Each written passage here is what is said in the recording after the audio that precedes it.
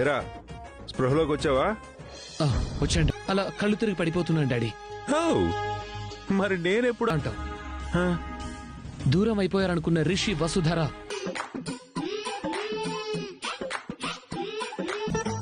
దూరం అయిపోయిన బిడ్డలు తిరిగి వచ్చారు. అందరం ఇలాగే కలిసిమెలిసి ఉండాలని కోరుకుంటున్నాను. అన్నయ్య లేదు. అవునన్నయ్య, నేను రిషి వస్తారా వెళ్ళిపోతాం. ఏదైనా కానీ మీరు వెళ్ళటానికి వీల్లేదు. దేవయాదన గారు, ఎన్ని రోజులంటే నేను ఒక్కడే కాబట్టి ఉన్నాను. చాలా రోజుల తర్వాత వీళ్ళిద్దరూ కలిశారు.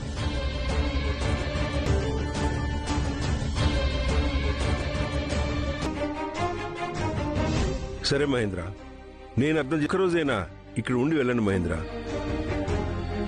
ఉండేది రిషి వెళ్ళిపోయిన దగ్గర నుంచి ఇల్లు ఇల్లులా లేదు. ఈ ఇల్లంతా కళావిహీనంగా తయారైంది. పెద్దనా, మనోడి దగ్గర టైమింగ్, ఎమోషన్ బానే ఉన్నాయి. బాగా యాక్ట్ చేస్తున్నాడు. ఈ పెద్దమ్మతో కలిసి ఉండు నాన్న. సరే పెద్దమ్మా, మీ ఇష్ట ప్రకారమే.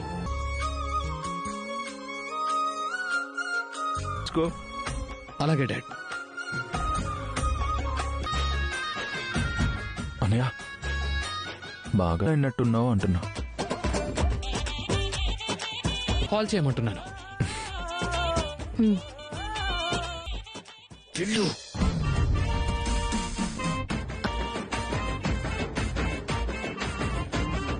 దేవుడా, ఎంత పని జరిగిపోయింది అసలు దీనంతటికి. రిషి,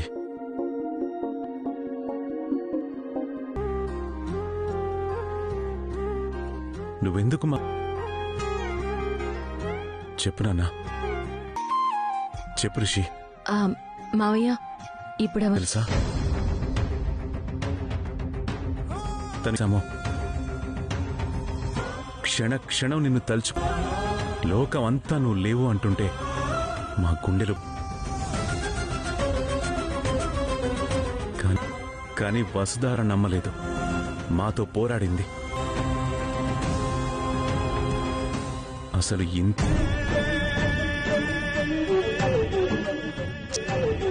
నువ్వు ఆ రోజు నాకు ధైర్యం చెప్పడానికి అలా అన్నావు అనుకున్నాను. కానీ రిషి, ఇప్పుడు నాకు చాలా సంతోషంగా ఉంది. అవును వసుధార, అది పెద్ద కథ మేడం. మాకు కూడా తెలుసుకోవాలనుంది. అసలు రిషి గురించి నీకెలా తెలిసిందో చెప్పు. ఎక్కుతున్న టైంలో నాకు మన కాలేజ్ని ఇస్తుందని అర్థమై నేను కాలేజ్కి వచ్చాను. అందరికీ సార్ని ఇంట్రడ్యూస్ చేస్తానని నేను తీసుకొచ్చాను. వచ్చాడు. సరే, వాళ్ళు మాట్లాడుకుంటారులే, మధ్యలో మనం ఎందుకు? పదండి. కనా సార్. సూపర్ వసుధారా. ఏంటి నాన్న, ఫ్రెష్ అవ్వండి. సరిగ్గా చేయవా నువ్వు? నిన్ను నమ్ముకోవడం నాది బుద్ధి తక్కువ లేదా? ఆ సీన్ చూశాక నాకు స్పర్శ తెలియట్లేదు మామ్. నువ్వు ఏదో ఒకటి అనుకుంటావు, అక్కడ ఇంకోటి జరుగుతుంది. మనం ఓడిపోయి ఇలా తలలు బాదుకుంటున్నాం. నేను చేశాను మామ్. ఆ వసుధారిని చంపేశానన్నావు కదా. వాళ్ళు అలా కానీ నాకు వాళ్ళు వీడియో కాల్ చేసి చూపించారు. ఆ పాండుగాడు నన్ను మోసం చేశాడని ఇప్పుడు అర్థమైంది. మనం చాలా పెద్ద ప్రాబ్లంలో పడిపోయాం. అదేరా, ఎవరినో తీసుకొచ్చి రిషిని చేశావు. తను బతికొచ్చింది. ఇక మన ప్లాన్ ఫెయిల్ మన ప్లాన్ బెడిసి కొట్టడం పక్కన పెడితే కాళ్ళు చేతులు ఆడడం లేదు. అసలు నువ్వెందుకు ఇలా భయపడిపోతున్నావు? ఇప్పుడు కుందామా, వెనకడిగేద్దామా ఏంటి? నోవే లేదు మా. నువ్వు చూస్తోండు. ఒకసారి నా ప్లాన్ ఫెయిల్ అయితే నేనైనా చేస్తా, లేదంటే ఆ ఫ్యామిలీ మొత్తం. పదమా, ఆకలితోంది, భోజేద్దాం. అరే, అసలు నువ్వు మనిషివేనా? నువ్వు రాకుండా నేనెలా వెళ్తాను మామ్? అయితే నాతో పాటు పస్తులుండు. డౌట్ వస్తుంది. వసుధార వాళ్ళు చాలా. ధరణి, నువ్వు కూడా కూర్చోమ్మా.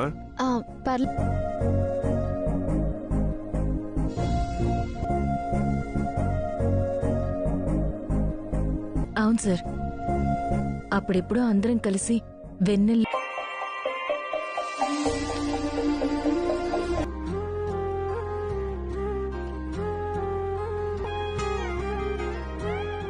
మనందరం ఇలా కలిసి ఉండడం చూసి అలా ఇన్వాల్వ్ అయిపోతున్నాడే, మామూలుడు కాదు. ఇలా హింట్ ఇస్తే ఆలు. రిషి నువ్వు కూడా వేసుకో. నేను ప్రతిరోజు నోట్లో ముద్దు పెట్టుకునే ముందు నువ్వే గుర్తొస్తావు నాన్న. ఇప్పుడు నిన్ను ఇలా చూశాక నా కడుపు తాగండి.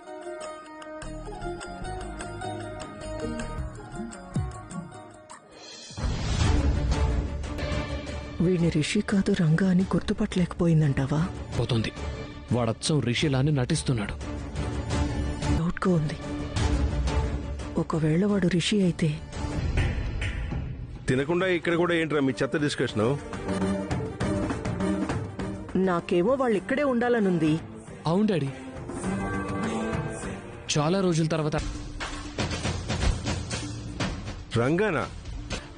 అదే డాడీ, రిషి. రిషి మరి రంగా డాడీ, దుఃఖంతో కూరుకుపోయిన ఈ ఇంటికి వెళ్ళకూడదనేదే నా అభిప్రాయం. బాబాయ్ వాళ్ళు మన ఇంట్లోనే ఉండాలి. మనందరం కలిసే ఉందాం. ఇక్కడే ఉంటాడు. తను ఆ ఇంటికి వెళ్ళాలనుకుంటే అక్కడికే వెళ్తాడు. కానీ రిషి ఇక్కడే ఉందామని చెప్తే నాకిక్కడే ఉండాలనుంది కదా.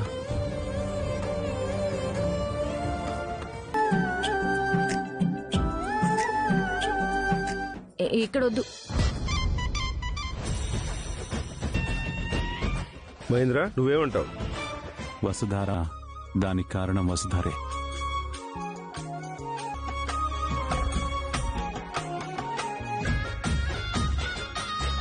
ఏంటన్నా అయితే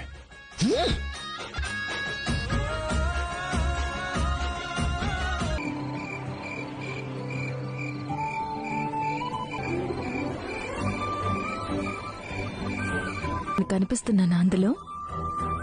లేదు వసుధరా. కనిపించానా సార్? అవును వసుధరా. ఇన్న ఆ ఒక్క చందమామలోనే కాదు, ఆ అన్నతలాడుతున్నట్టు ఆ జాబిల్లితో వాణ్ణి. కానీ నాకలా కాదు సార్. గుర్తు చేస్తూ ఉంటుంది నా ఊపిరి. కానీ ఇప్పుడు మాత్రం ఆ చుక్కలు. అయితే నాకు కూడా చూపిస్తావా? కూర్చుంటుందంటే నాకు కూడా చూపిస్తావా? తప్పకుండా చూపిస్తాను మావయ్య.